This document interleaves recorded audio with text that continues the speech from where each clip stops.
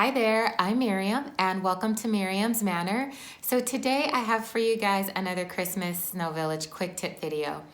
Really quick, if you haven't seen Christmas Village quick tip video 1 and 2, you can click on playlist and then click on all things Christmas, and the first and second one will be in there. Today's tips are brand new from what was on the first and the second video, because most of the tips that I'm going to be sharing today came from you all. So I want to thank you for taking the time to share your tips with the group. So I will be reading from a sheet of paper, so please forgive me while I am looking down, but I wrote everything down because I wanted to make sure that I got it right and I was able to convey your tips in the way in which you gave them to me. So hang in there with me, guys, and I'm going to go through these tips with you. And then I actually have a few also that I'm going to add to the end. So here's tip number 1. Okay, so tip number 1 came from Eric W. And he is giving a tip on your base or the skirt that you use around your table. So what he is actually doing is creating a permanent base. So this is really for those of you who have a permanent village that you leave up year round. So he is taking a 1/8 of an inch press board or particle board and attaching the sticky vinyl tiles that look like brick to that board and then securing it to the top of the base. So all of the cords would be hidden and the skirt base would have a really cool pattern to it. Tip number 2 comes from Sharon T. Sharon has given us tips on how to repair broken pieces to our houses. And I don't know about you guys, but I have broken several of my buildings in the past. I'm a little clumsy at times. But not only that, I've had buildings that I've ordered from OfferUp that have come damaged that I've also had to repair. So this might be useful for you guys as well. But she says to place a little bit of glue right in the center of each broken piece, and do not get any around the edges because the glue will spread and become visible. She says to make sure to glue back each piece to the corresponding piece for a seamless look. And tip number 3 is coming from Elaine G.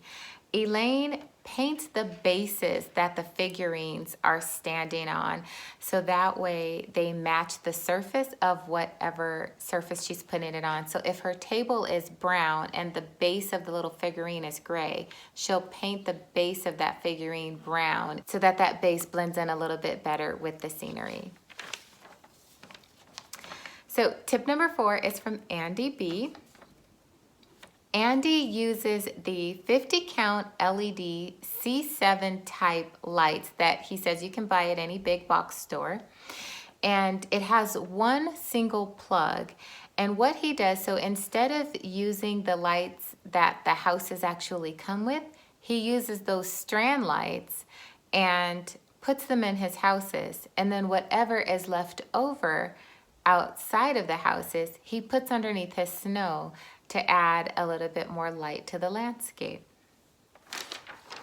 So tip number 5 is coming from Debbie U.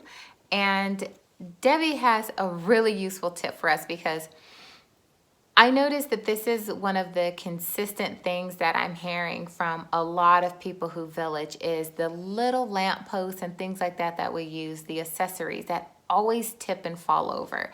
So I shared with you guys in the past that I actually just hot glue mine to my base, but she spray paints large washers and then hot glues the washer to the bottom of the lamp post. That way it has a much more sturdy base, and then you don't need to hot glue the lamp post directly to the base, and it won't tip over. So tip number 6 came from Robin W. And Robin put his village on his dining table this year, and he has a leaf in his table. So what he did was just slightly open the leaf so that he is able to drop the cords through to the bottom and avoid having to drill holes.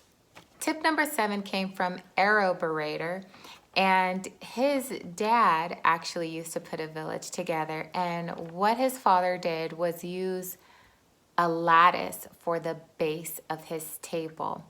and then he put styrofoam on top of that lattice, and then cut out holes within the styrofoam where he wanted to drop the cords. And that way they fall right through the lattice. So there's no need to drill a bunch of holes on top of like particle board or things like that. You can just drop it through wherever you want because there's holes everywhere in the lattice. I would imagine maybe the vinyl lattice would be a little bit more sturdy than the wooden lattice. Also, the last time I priced it at Lowe's and Home Depot, I want to say it was around $40. Don't quote me on that, but I think that's about the price it was for a 4x8 foot sheet. So I thought that was a really cool idea, and it will definitely save a lot of time from drilling holes in the tabletops. So the last 3 tips that I have for you guys today are actually from me that I want to share with you guys. I'm always thinking ahead to next year's village. For example, at the end of this year, what I'll do is figure out my layout and how I want to create it for next year. And I will also figure out how much space I have to build a new platform or a new base, or see exactly if I want to use existing bases that I've created this year. So the reason I do this is because I like to work on the builds throughout the year if I can. And I don't usually pull out my village until like the end of October. But I like to do all my builds in September. And so I don't want to pull all my village out just to build something. So I draw a quick sketch at the end of this year, figure out my layout, figure out my spacing, and the dimensions that I have available on the table. I'm free to go ahead and build anything that I want to build throughout the year for my village for the next Christmas season. So I know we just got started with our villages this year, but I thought I'd just throw that out there for you guys if you want to go ahead and plan ahead, and it'll save you from having to pull out all of your Christmas buildings and village buildings and things like that. If you want to build something for next year, you can get a jump start on it. Tip number 9 that I have for you guys, which is to name your village. It's so much fun to get your family involved and figure out a cute little name that you can personalize for your village. And tip 10, I actually am going to show you because I left a link for you guys on the last quick tip video, ChristmasVillageDisplays.com. And that was the one who had that cobblestone printable road that I showed you guys. And they did move it from the original spot that they had it on. So what I'm going to do is just quickly walk you through how to get to the website, where they actually stuck that little printable road link, and then I'll also add the link in the description box to this video as well. Okay, so I'm just going to walk you guys through this as I go to the website. So it's Christmas-Village-Displays.com. And this is the home page for the website. So what you do in this, on these tabs over here on the right hand side, scroll all the way down until you get to Paving in Christmas Villages and click on this tab. And then you'll scroll down, and in the center here, this is not the one you print, but this is showing you, giving you instructions on how they recommend you cut it out to attach more than one piece if you want to do a large cobblestone road area. That way it looks more seamless and natural. And I actually do cut mine out per their instructions, and it looks really good. But if you scroll down just a little bit more, this is the actual link that you click on. So click on this, and then it'll come up like this. Now you could go file, print from here, but let me show you. It'll only print on half of the page. So what I actually do is cancel out of this. I actually right click on this and copy image. And I go to my Word and I copy this in Word. But first I'm going to go out to my layout in Word. And then I am going to click on orientation and do landscape.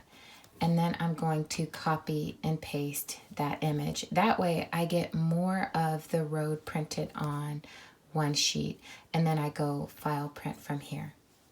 So I hope this helps you guys navigate through this website to find the cobblestone road. So again, I just want to thank you guys for sharing all of your tips today. I also want to thank you guys for watching, hanging out with me today. If you have any questions, as always, please leave me a line in the comment section and I will get back with you. That's all I have for you today, and hopefully I'll be able to release that video with the bridge within the next week. And until I see you again, stay safe. God bless you, and I hope to see you back really soon. Bye.